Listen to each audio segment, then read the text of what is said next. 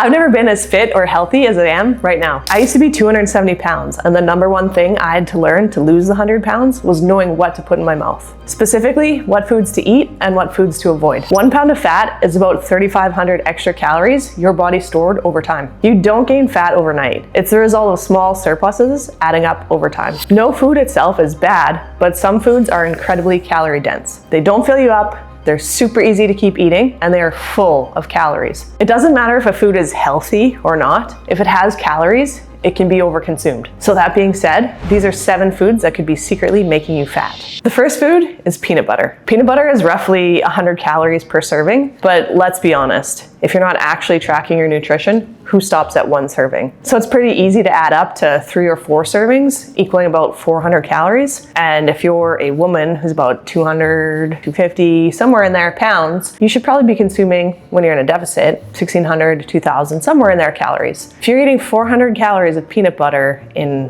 one sitting, and that's just part of your meal, that's already a quarter of the calories you should be consuming in the day. The worst part about it is that peanut butter doesn't even fill you up. It only meets your emotional needs. So you could keep going knuckles deep in that peanut butter, and before you know it, you're 1,000, 2,000, however many calories deep, and that was only one part of the day. What else are you eating in the day? So you can see how it's pretty easy to overconsume something like peanut butter. A few years back, when I was in the depths of my emotional binge eating, peanut butter by the spoonful was one of my favorite pastimes, and it adds up very quick, and you can actually lie to yourself about how many calories you're consuming. Even to this day, if I'm gonna go get a Blizzard or some sort of ice cream, it's usually gonna be something with peanut butter in it, the most calorically dense one you can get. It's my kryptonite.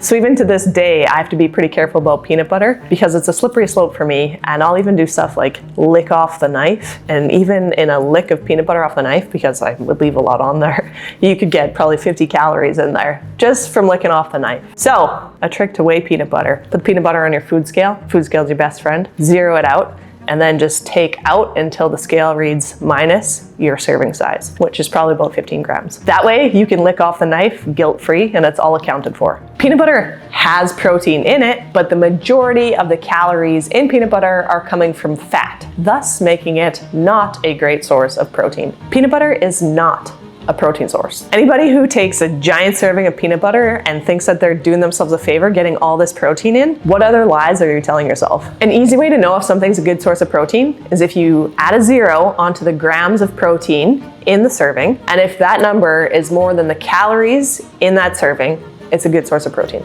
The next time you're wondering if something is a good source of protein, use this trick. The second food on our list is salads. Most people think they're doing the Lord's work by ordering a salad, and that it's the healthy option when you're trying to lose fat. Most salads could be anywhere from 800 to 1,200 calories. By the time you add in the dressing, that could easily be 200 calories, and then we sprinkle in all these things that are healthy, but really they just crank the calories through the roof. And while yes, they might be healthy, if you're trying to lose fat and you're eating too many calories, you're not gonna lose fat. By the time you add in dressing, cheese, all the nuts they sprinkled in, especially if they're candied, let's throw some avocado in there because that's healthy too, like all the different things like that, you're way easily into enemy territory by getting around like 1,500 calories. And while that might be all deemed healthy food, again, if you're not in a calorie deficit, you're not gonna make progress. Most salads are more calorie dense than a burger. If you look at a burger, it's just mostly a bun and a meat patty, plus maybe some cheese and veggies. That's probably gonna add up to around 300 to 500 calories on average. But by the time you're done adding everything into a salad,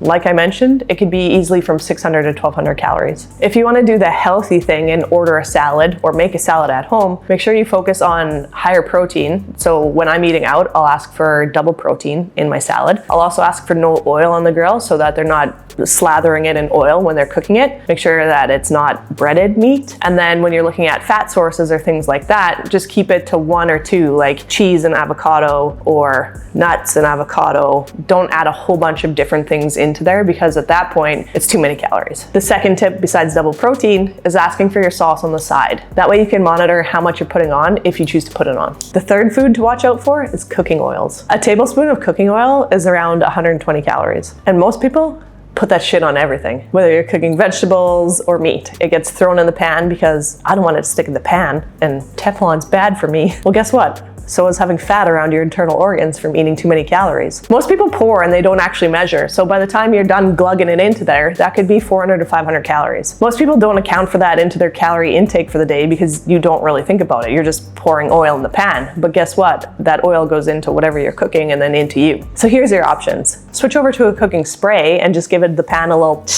instead of the glug glug glug, or buy a better Teflon pan and put your pitchfork down, but like somebody show me the studies about how that's so dangerous for me over carrying excess body fat. This one simple switch could save you hundreds up to thousands of calories. Think about it, if you're cooking multiple times throughout the day and you're adding in a couple hundred calories each time, that adds up. Which brings me to the fourth food on the list, coffee drinks. Lattes, cappuccinos, frappalapa ding dongs, those could be anywhere from 200 to 600 calories depending on the drink. So if you grab 2 vanilla lattes a day, that could easily be an extra 500 calories that you didn't eat, you drank it. This is where we get to, but I'm hardly eating anything, but you're drinking it. This doesn't mean you have to stop drinking tasty coffees. It just means you need to be smart about it. My favorite hack for enjoying a coffee that still tastes good, because I used to think that I was addicted to coffee, but I was just addicted to sugar. So now my favorite hack, I'll get a quad shot of espresso over ice in a venti cup, and then I pour my protein shake in on top. And it's actually delicious and high in protein. But whether you do this or some other swap, like getting sugar-free vanilla, using stevia instead of sugar, using a reduced fat type of milk, or using almond or oat milk instead of whole milk, you could be saving yourself hundreds of calories in the day this way too.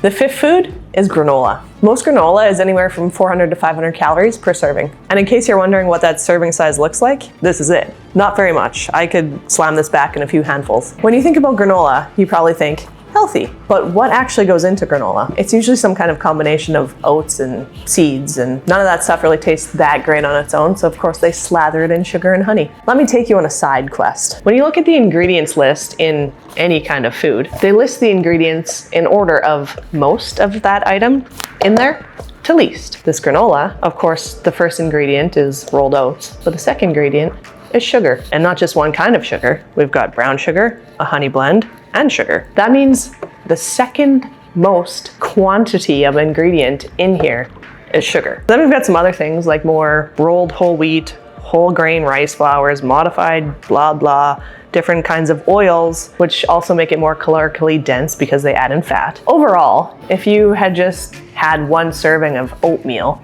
you'd be better off. If you're a woman who needs to lose weight, the best thing that you can do for yourself is ditch the granola and all of the other carbohydrates that come in your breakfast foods. If you think about cereal, pancakes, croissants, English muffins, those are all things that are considered breakfast items that we generally overeat. Even something like oatmeal, I was talking with a client this morning, she used to have a full cup for breakfast, but it was overnight oats, which she put protein powder in, so she thought she was doing something good for herself. But she's already first thing in the morning over-consuming in carbs, which if you're a woman who's overweight, you likely need maybe a little bit less carbs and a little bit more protein. So if we can just have some fruit or something like that for breakfast with a protein source, egg whites, Greek yogurt, anything, you're gonna be doing yourself way more favors in your weight loss goals. Number 6 on the list of foods to look out for, nuts. Just like granola, salads, those type of things, when you think nuts, you probably think healthy. They're good for me. They are good for you,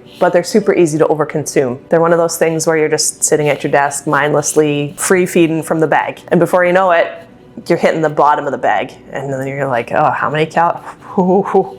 There's 200 calories in a quarter cup of almonds. And that's like a handful, and who stops there? It's not even a handful, it's a palm full. But we like to double fist it, right? But who eats just almonds? Let's spice it up a little. If you eat trail mix, you've got some Smarties and raisins or craisins and things like that in there. Maybe the Smarties aren't healthy, but craisins, raisins, they're healthy. That just jacks up the calories because now you've got dried fruit as sugar or chocolate as sugar in there. So trail mix can be upwards of 300 calories per quarter cup. The reality of it is that most people go 2 hands into the bag, take out a juicy handful, and you've got about 600 calories in the palm of your hands and soon on your ass. And nuts don't actually make you full, they just make your mouth less lonely. But then you're still hungry, so you go eat more. You head over to the pantry and find whatever else you can see in there. But Xteen, aren't nuts a healthy snack? Snacking's for losers, or actually not even losers, people that don't want to lose weight because they just overconsume. So how about we start a movement?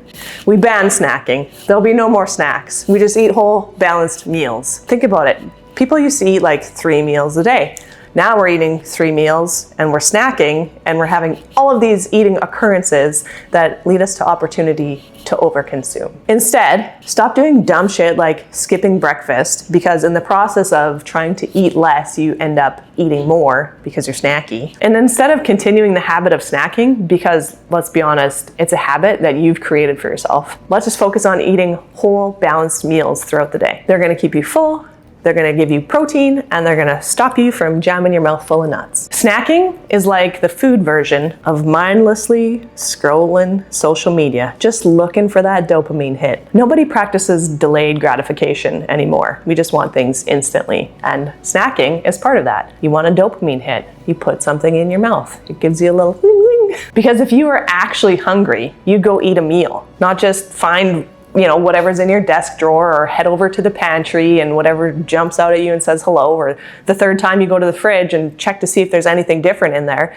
It's out of habit. You're not actually hungry. It's a mindless activity that you're doing because you're probably bored or feeling some kind of way. And so it's like something to pass the time or to help you avoid doing something else. So instead of grabbing that handful of nuts and jamming it in your mouth, go do something that's actually serving the person that you want to become. The 7th food is cheese. But doesn't cheese have protein? Yeah, it does have protein, but it also is very high in fat. The only cheese that is close to having equal amount of protein and fat in it is Parmesan and maybe goat cheese. A few slices of cheddar cheese is in between 300 and 400 calories. And you're probably not eating cheese by itself. You're probably having it with something else when you're feeling snacky. You're probably going with like charcuterie board options. We've got some processed meats, some crackers, maybe some nuts in there. Birds of a feather flock together.